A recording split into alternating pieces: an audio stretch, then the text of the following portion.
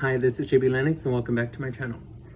So today I am making some homemade pho, which consists of some Phonomenal Bowl, which will be for the vermicelli noodles, which is a Vietnamese noodle.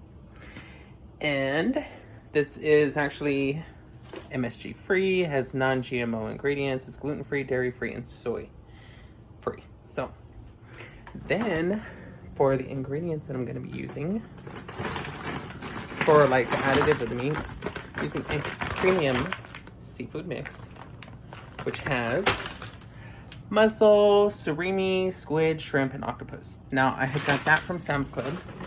Totally cool. If my phone is like all over the place right now, it's all good, people. It's all good. It's only for a moment.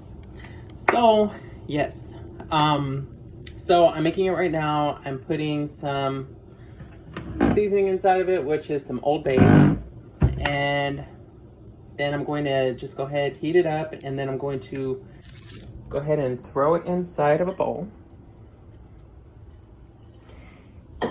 Heat it up, add my nice little additives into here, which is my seafood mix, and I'm going to enjoy.